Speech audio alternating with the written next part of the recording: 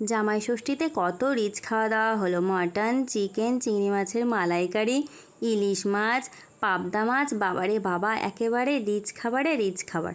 সেজন্য মুখে একেবারে যেন অরুচি ধরে গেছে। সেজন্যই তো ঝিঙে দিয়ে শোল মাছের পাতলা ঝোল বানিয়ে নিলাম।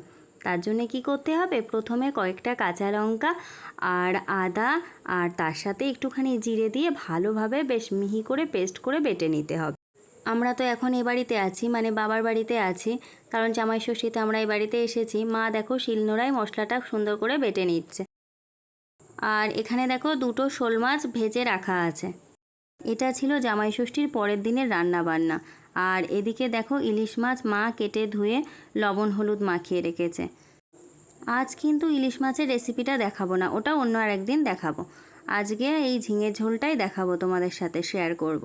দেখো প্রথমে কড়াইতে তো তেল ছিল, মাছ ভাজার যে তেলটা ছিল তার মধ্যেই আমি ঝিঙেগুলো দিয়ে দিয়েছি আর একটুখানি লবণ আর হলুদ দিয়ে ঝিঙেটা ভালোভাবে ভেজে নেব।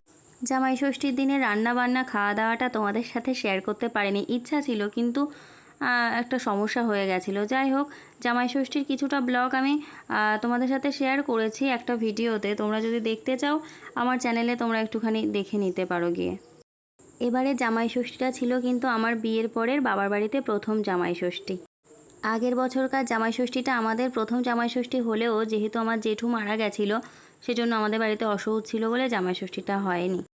এদিকে দেখো ঝিঙেটা আমার বেশ ভালো করে ভাজা হয়ে গেছে আর কড়াইতে যেটুকানি তেল মশলা লেগেছিল সেই জলটা ধুয়ে আমি ওই গামলাতেই রেখে দিচ্ছি। তারপরে কড়াইতে আবার একটুখানি তেল দিয়ে আলুগুলো আমি ভেজে নেব। তেল দিয়ে দিয়েছি, এবার আলুগুলো দিয়ে দিচ্ছি। এদিকে ঝিঙের ঝোলটা হচ্ছে আর ওই সাইডে দেখো ভাতের হাঁড়ি বসানো আছে, ওইদিকে ভাতটা হচ্ছে। যাই হোক, আলুর মধ্যে আমি একটুখানি লবণ আর হলুদ দিয়ে দিয়েছি। এবার বেশ লাল লাল করে একটুখানি নাড়িয়ে চাড়িয়ে ভেজে নেব। আলুটা একটুখানি ধৈর্য ধরে কম আছে আমি ভেজে নিয়েছি। দেখো লাল লাল কালারও চলে এসছে আর আলুগুলো খুব ভালো মতো সিদ্ধও হয়ে গেছে। এবার এগুলোকে তুলে রাখবো। ঝিঙে আর আলুটা আমার ভাজা হয়ে গেছে। আলু ভাজার পর যে এক্সট্রা তেল ছিল কড়াইতে তার মধ্যে অল্প একটুখানি পাঁচফোড়ন দিয়েছি আর ওই বাটা মশলাটা দিয়ে দিয়েছি। আগেই দেখিয়েছি, বাটা মশলার মধ্যে ছিল কাঁচা লঙ্কা, জিরে আর হচ্ছে আদা। তো এগুলো দিয়ে একটুখানি খুন্তি দিয়ে নেড়ে চেড়ে নিয়ে তরকারিটা আমি ঢেলে দিয়েছি।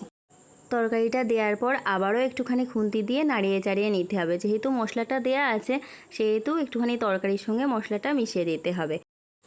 আমার আর একটুখানি জলের প্রয়োজন ছিল, তো গরম জল করা ছিল সেটাই দিয়ে দিয়েছি। আর দেখো মাথাগুলো আগে দিয়ে দেব, তারপরে মাছগুলো দিয়ে দিচ্ছি। যেহেতু আমি অনেকগুলো মাছ দিয়েছি আর একটুখানি পাতলা ঝোল রাখবো সেজন্য আমি জলটা বেশি দিয়েছি। তোমরা তোমাদের ইচ্ছা মতো জল দিও। মাছগুলো যাতে তরকারির মধ্যে ভালোভাবে ডুবে যায় সেজন্য খুন্তি দিয়ে একটুখানি চেপে চেপে দিতে হবে। এবার এর মধ্যে আমি 3-4টে কাঁচা লঙ্কা চিড়ে দিয়ে দিয়েছি আর দেব স্বাদ মতো লবণ আর একটুখানি চিনি। লবণটা কিন্তু একটুখানি বুঝেই দিতে হবে, কারণ আলু আর ঝিঙে ভাজার সময়ও লবণ দেওয়া ছিল, সেজন্য একটুখানি টেস্ট করে দেওয়াই ভালো।